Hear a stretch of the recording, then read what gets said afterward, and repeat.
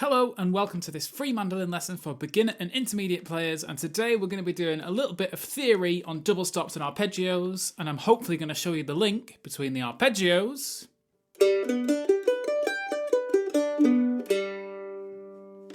and how they relate to our double stops.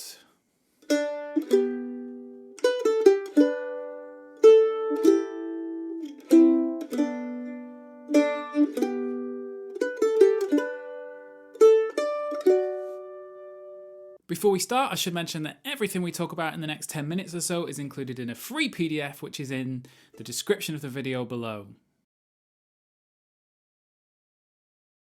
We need to start with a little bit of theory, and a bit of music theory never goes amiss. It's slightly more in depth in the PDF, but I'm going to jump in halfway through, and I'm going to say we're going to play today in the key of G. And if you'd like to know what that means, check out the PDF below.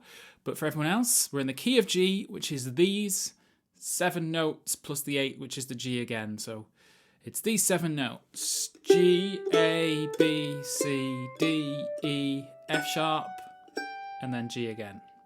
And that's called our scale. We call that a G scale. There are 12 scales, 12 notes, 12 scales, and every note has its own scale. And in this one, it's G, A, B, C, D, E, F sharp, and G. And now out of that, we want to play some chords. So that's sort of our backbone, that's our skeleton to our melody. And now we want to sort of think, well, what chords could we play over that? And obviously we're going to want a G chord because we're in the key of G. Now, again, you don't need to sort of understand why this is. It's sort of a complex musical harmony, mathematical relationships. But to construct our major chord of the key we're in, so G major chord, it's useful to start thinking in terms of numbers. So instead of G, A, B, C, D, E, F sharp, and G, associate those with 1 to 8. So 1, 2, 3, 4, 5, 6, 7, 8. And then, if I was to talk in terms of numbers, the major chord is the 1, the 3, and the 5. So in this instance, 1, 3, 5. So that's G, B, and D. So if you were to play G, B, and D together, you would get a G chord that sounds 1, 3, and 5. So that's a chord, and all major chords are like that, the 1, the 3, and the 5. Now, the correlation between a chord and an arpeggio, if you play those 3 notes, 1, 3, and 5, at the same time, that's a chord. If you were to separate them and play them one at a time, that's an arpeggio. So an arpeggio is just the notes of the chord broken up and played one after the other instead of all at once. So on the mandolin, just playing the 1, G, B, D, that's not too interesting. We can extend it either way just to make it a slightly more mandolin fretboard friendly exercise. So it goes all the way down here.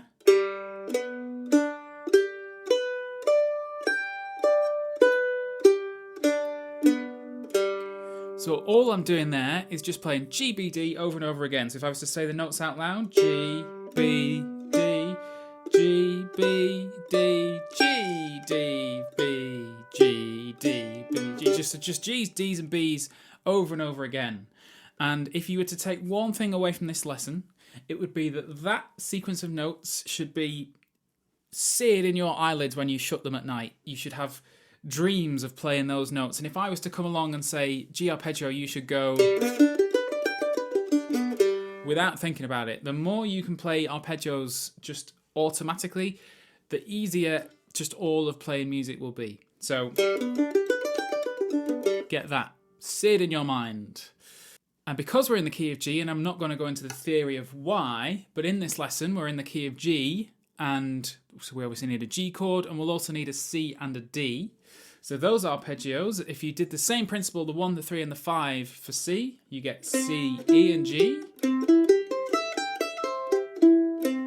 And then the 1, the 3, and the 5 for D is D, F sharp, and A. So if you can just pause this video and really, really get those arpeggios really imprinted in your mind, I will now explain how they relate to double stops and the little light bulb moment that I've had with a lot of students and what I wanted to film this video about. let's say we have a melody, just nice and simple, jingle bells.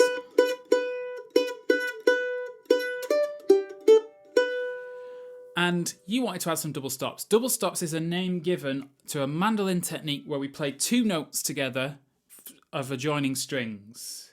So just any two notes on adjacent strings. Doesn't have to be which way round, what fingers. It's the fact that it's two notes on adjoining strings. So how do you know what notes to choose? You've got jingle bells. And the composer, or whoever's written the music, has told you that it's a G chord that's currently being played. That's not something you have to work out for yourself. So you know it's a G chord being played, and you know your melody is a B. This is a B. And you want to add a note, you want to play a double stop that is going to sound nice. You don't want to play a random note. That's not going to quite work that well. So, if you probably know where this is going. You've got a band playing a chord, and that chord is G. One of your notes is a B. So if you think about the G arpeggio, G, B, and D, we've got a G and a D that aren't being used in our melody. So if you were to add one of those two notes, either above or below it, it's going to sound really nice and harmonious with our chord. And that is everything you need to know about double stops. Double stops are the notes of the arpeggio. So that's why the quicker you have in your mind, if you're playing a melody there and you know it's a G chord, all of a sudden you know all the notes you can add to make it into a double stop. So for example, if I was to play that Jingle Bells phrase again and add double stops, choosing notes from the chord, that would sound like this.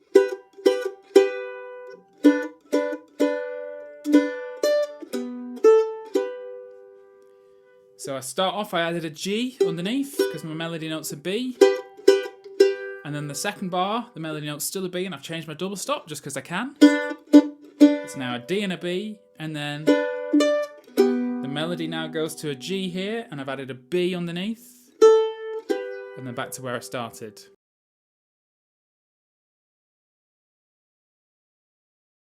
Well, it's all very well knowing the theory, but how do you apply that quickly, which is the biggest problem I come across when showing people double stops. It's all very well me writing double stops out and people can play them, and it's all very well sort of knowing this theory, okay, I know my arpeggios, but it doesn't mean I can play double stops or know how to write double stops. And this is where the missing link comes in. And this was a happy accident for me. We were doing this in a lesson, and I had a student playing that arpeggio. And I said, what happens if you were lazy with that arpeggio and let one note join up with the next one and the notes, so your left finger's on and you hit two strings, but you're still hitting the notes of the arpeggio, you end up with something that sounds like this.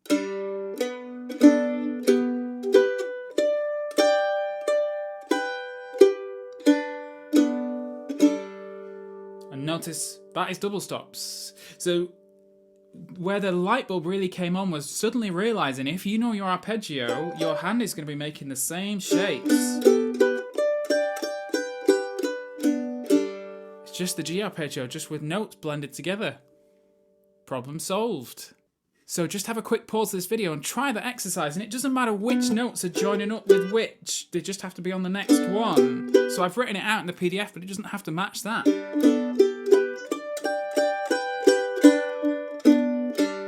It's just the same notes of the G arpeggio smashed together, been a bit lazy with both hands, and all of a sudden you have all your double stops in G.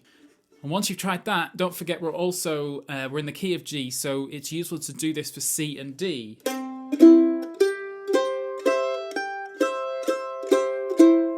Again, I'm just being quite lazy. Still playing that original arpeggio, and then just...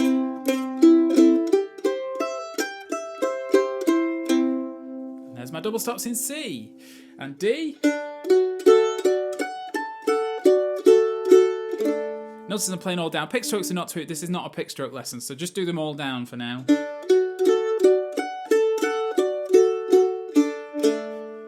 And there's my D. So I've now sort of skipped the bit where I have to think, oh, what are my notes? What G's, B's? Where are my G's, B's? All I'm thinking is that arpeggio shape. And I've skipped all the theory stuff. So there we go. That was what really, and that has worked with quite a few people now. And that has hopefully shown you that link between arpeggios and double stops. Why I always go on about arpeggios when people ask me about double stops. The amount of times people say, I'd love to play double stops, and my answer is, okay, well, learn your arpeggios. That is why. Sorted. So just to finish this lesson, we need to put that into practice. In the PDF, I've given you a blank version of Amazing Grace in G. So I suggest you get a pencil out and write some double stops. And if you just like a quick example of what you could do, here is my way of playing it. 1, 2.